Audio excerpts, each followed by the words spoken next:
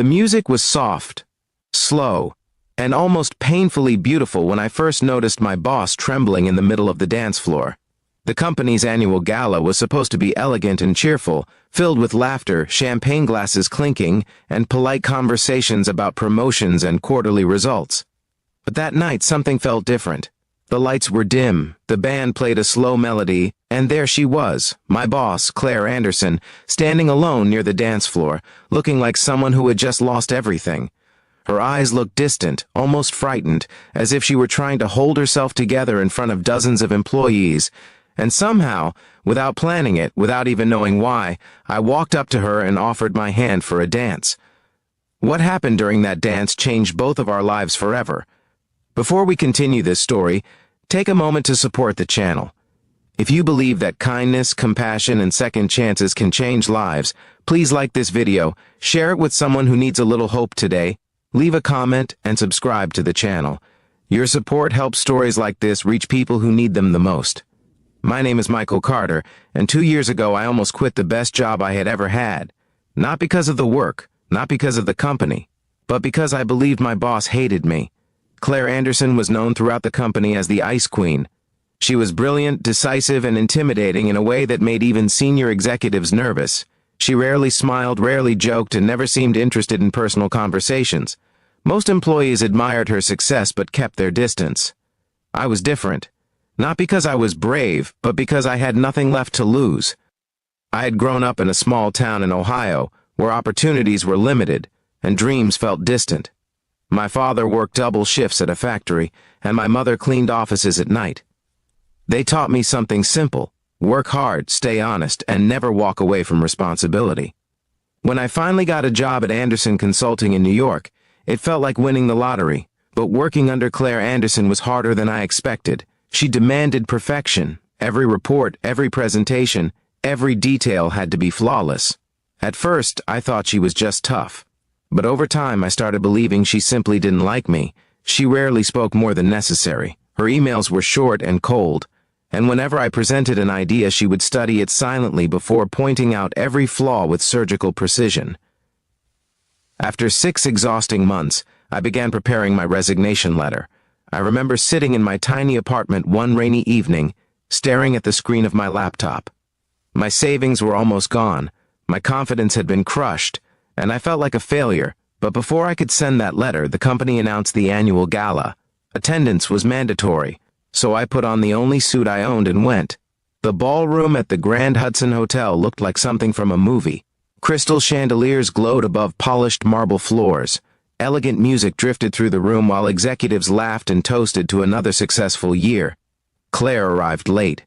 When she walked into the room, the atmosphere shifted instantly. She wore a simple black dress, elegant but understated, and her presence commanded attention without a single word.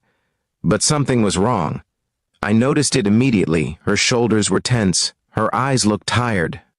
And every few minutes she glanced toward the exit as if she were considering leaving. At first I ignored it. But then the band began playing a slow dance, and couples started moving onto the floor. That's when I saw Claire standing completely alone near the edge of the room. No one approached her. No one dared.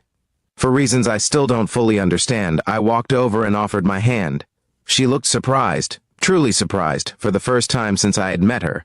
For a moment I thought she would refuse. Then she placed her hand in mine. As we stepped onto the dance floor, the music seemed to soften around us.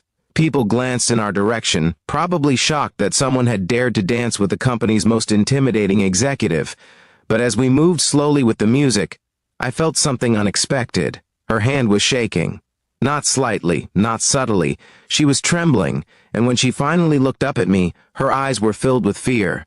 It was the kind of fear you see in someone who has been strong for too long, someone who has carried too much alone. For the first time since I joined the company, Claire Anderson looked human. The silence between us felt heavy, almost fragile. The music wrapped around the room like a quiet storm, and every step we took across the polished floor seemed to slow time itself. Claire's hand in mine was still trembling, and I could feel the tension in her shoulders like a tightly wound spring that had been stretched too far. I realized then that the powerful, untouchable executive everyone feared was standing there completely vulnerable. Her eyes briefly met mine again, and in that moment something shifted. It was subtle, almost invisible, but the wall she had built around herself cracked just enough for me to see what was behind it. Loneliness. Not the casual loneliness people talk about after a bad day, but the deep, quiet loneliness that builds over years of carrying responsibilities no one else can see. The music continued to play, and we kept moving slowly across the dance floor. Around us, colleagues laughed, glasses clinked, and conversations filled the room, but somehow it all felt distant. Claire seemed far away from that world. I didn't say anything. I simply let the music guide our steps.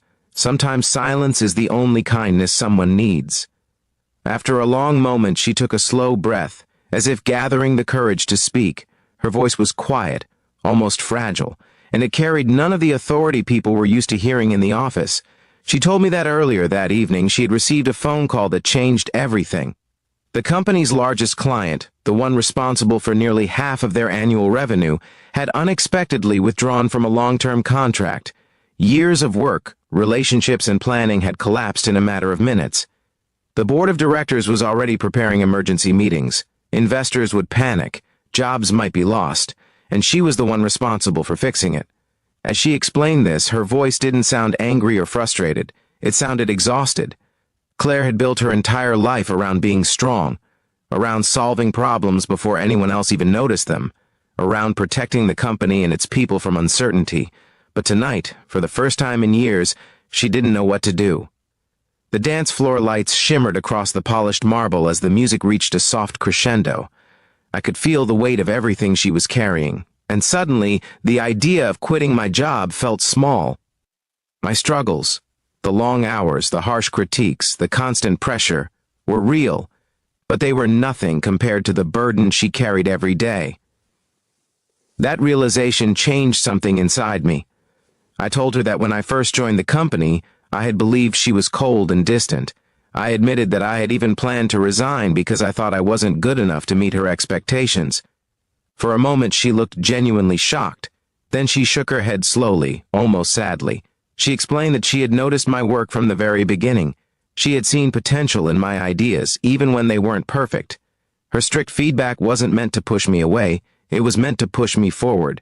She had been harder on me because she believed I could become one of the best analysts in the company. Hearing that felt like someone opening a window in a room I had believed was locked forever. But then she said something that changed everything. Her voice dropped to a whisper as the music slowed to its final notes.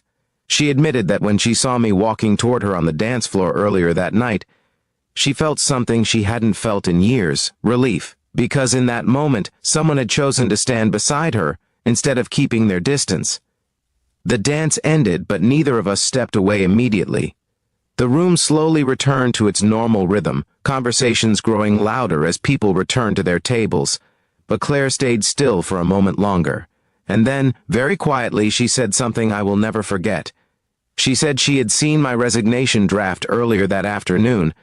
Apparently, I had accidentally left the document open on my office computer before leaving for the gala. She had walked past my desk, noticed the screen, and read just enough to understand what it was. That was why she looked so shaken when she arrived at the event. Not just because of the lost contract, but because someone she believed in was about to walk away. She looked directly into my eyes, and for the first time since I met her, the powerful executive everyone feared looked almost desperate. She told me she knew she wasn't good at expressing appreciation. She had spent most of her life focusing on results rather than relationships. But she also knew that companies didn't succeed because of strategies alone. They succeeded because of people, and she didn't want to lose one of the people who still believed in working hard for the right reasons. Her hand tightened slightly in mine as she spoke, and then she said the words that would echo in my mind for years. Please don't leave me, not the company, not this team, just don't leave. The honesty in her voice was impossible to ignore. At that moment, the ballroom didn't feel like a corporate gala anymore. It felt like two exhausted people standing at the edge of a turning point. I realized something important then. Leadership can look strong on the outside while feeling incredibly fragile on the inside. And sometimes the strongest people simply need someone to stay. So I made a decision.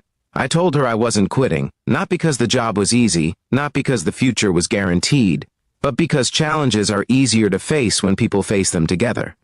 The next few months were the hardest period in the company's history. The loss of the contract forced major restructuring, intense negotiations, and countless sleepless nights. But something else changed during that time. Claire changed. She started trusting her team more. She began asking for ideas instead of carrying every problem alone. She even started smiling occasionally, a rare sight that quickly became the most talked about development in the office. And together, step by step, we rebuilt what had almost been lost. 2 years later, Anderson Consulting is stronger than ever. The company found new clients, expanded into new markets, and created opportunities none of us imagined possible during that frightening night at the gala. Claire is still demanding, still brilliant, and still one of the toughest leaders in the industry. But now people know something else about her too. Behind that strength is a person who learned that leadership isn't about standing above everyone else. It's about standing with them. Before we reach the end of this story, I have a small request for you. Please leave a comment sharing a moment when someone's kindness or belief changed your life. Your story might inspire someone else who needs hope today. And if this story touched your heart, please take a